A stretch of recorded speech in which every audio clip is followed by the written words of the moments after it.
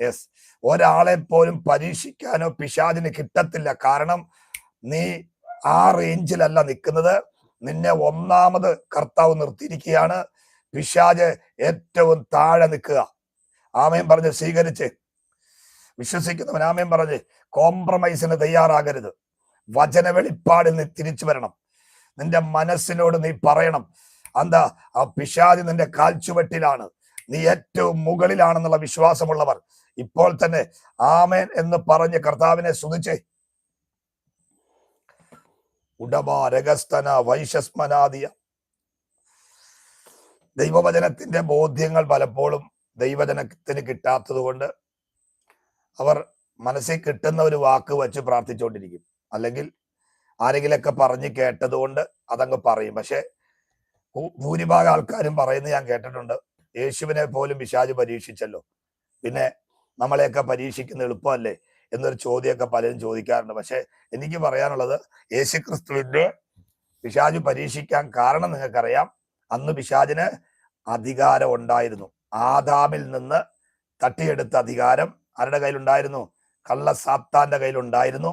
എന്നാൽ ഇന്ന് രാത്രി ഞാനും നിങ്ങളും യേശുവിന്റെ ക്രൂശ് മരണത്തിലൂടെ പുറത്തു വന്നതാകയാൽ ഇനി നമ്മുടെ കോമ്പൗണ്ടിൽ കയറാനോ നമ്മുടെ കുടുംബത്തിൽ ഒരാളെ തൊടാനോ, യെസ്, ഒരു നന്മയെ അടച്ചു വെക്കാനോ ഒരു മാരക രോഗമിടാനോ എന്റെ ഉയർച്ചയെ തടയാനോ കള്ള സാത്താന് കഴിയത്തില്ലെന്നുള്ള വെളിപ്പാട് അകത്ത് കയറി അവർ കരമടിച്ചൊന്ന് ആരാധിച്ചേ.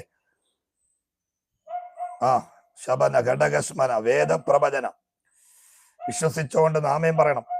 യെസ്, ഇത് ഞാൻ പറഞ്ഞത് മനസ്സിലായെങ്കിൽ ആമേൻ എന്ന് പറഞ്ഞ് എല്ലാവരും കർത്താവിനൊന്ന് സ്തുതിച്ച്, എന്നിട്ട് നിങ്ങൾ വായ തുറന്ന് ആ ഭവനത്തിന്റെ അകത്ത് അതിനെ പ്രഖ്യാപിക്കണം. എന്താണ്? ഇനിയൊരു പോരാട്ടത്തിനും ഞങ്ങളെ തൊടാൻ കഴിയത്തില്ല. കാരണം നീ താഴെയല്ല, നീ ഒന്നാം സ്ഥാനത്ത് പിതാവിന്റെ മടിയിലിരിക്കുന്ന പുത്രന്റെ കൂടെയാണ് നീ ഇരിക്കുന്നത്.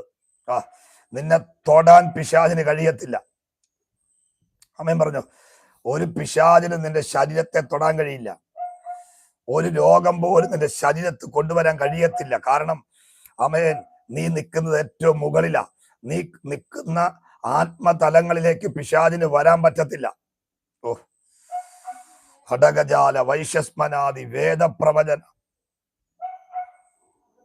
സത്യത്തിൽ ദൈവവചനത്തിന്റെ ബോധ്യം കിട്ടുന്നയാള് ജയത്തോടെ ദേശത്ത് പാർക്കും. ആമേൻ പറഞ്ഞു, ജയത്തോടെ ദേശത്ത് പാർക്കും. അപ്പൊ ഒന്നാമത്തെ ആത്മീക ചിന്ത ഇന്ന് രാത്രി അറിയണം. യേശുവിനെ പരീക്ഷിച്ചു പിശാച്, പക്ഷെ നിന്നെ പരീക്ഷിക്കാൻ പറ്റില്ല. കാരണം പിശാചിന് അന്ന് അധികാരം ഉണ്ടായിരുന്നു, പക്ഷെ പിശാചിന് ഇന്ന് അധികാരമില്ല, ആയുധവുമില്ല. കാരണം പിശാചിന്റെ അധികാരങ്ങളും ആയുധങ്ങളൊക്കെ എന്ത് ചെയ്തു? കാൽവറിയിൽ അടിയറവ് വച്ചു. യേശുവിന്റെ ക്രൂശ് മരണത്തിലൂടെ അതിനെ തകർത്ത് കളഞ്ഞതുകൊണ്ട് ഇന്ന് രാത്രി ഞാൻ ഉറപ്പിച്ചു പറയാം, ആ ദൈവശക്തിയാൽ നിന്റെ കോമ്പൗണ്ട് വിട്ട് എന്നേക്കുമായി പൈശാചിക തന്ത്രങ്ങൾ ഓടിപ്പോവും. ആമേൻ പറഞ്ഞാട്ടെ.